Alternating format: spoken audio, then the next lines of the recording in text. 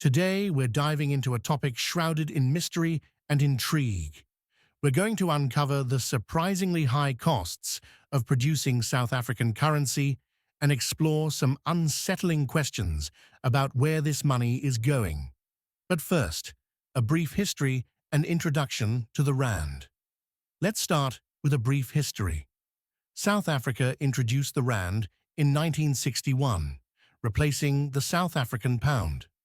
Today, the Rand comes in various denominations, from 10 to 200 Rand banknotes and coins ranging from 5 cents to 5 Rand.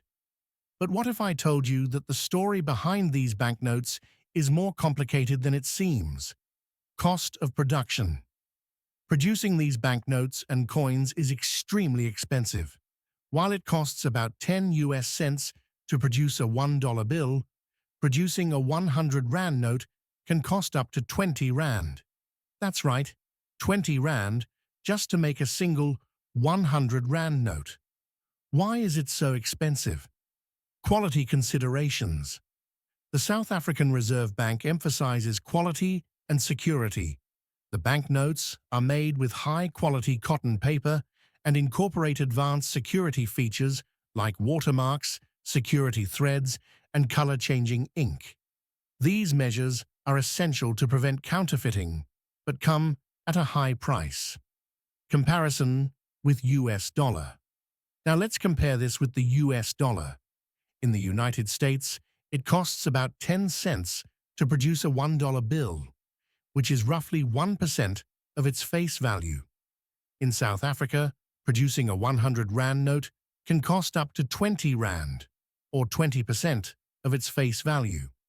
This means that for every 100 Rand note produced, 20 Rand is spent just on production. Implications for lower denominations. And what about the lower denominations? The cost of producing 10 Rand and 20 Rand notes is disproportionately high.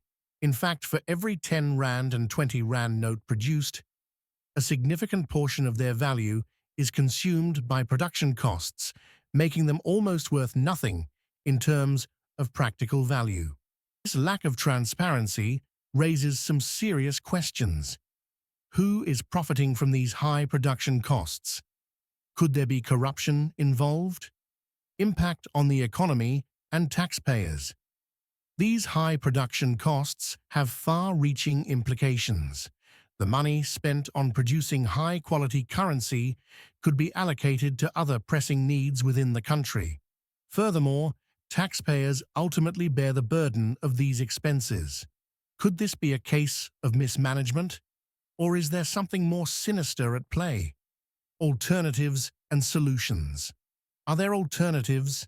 Some argue that switching to polymer banknotes, like those used in Australia, could reduce long-term costs due to their durability. Others suggest increasing the use of digital payments to lessen the reliance on physical currency. But why hasn't this change been made already? What forces are at play behind the scenes? Let us know your thoughts in the comments below.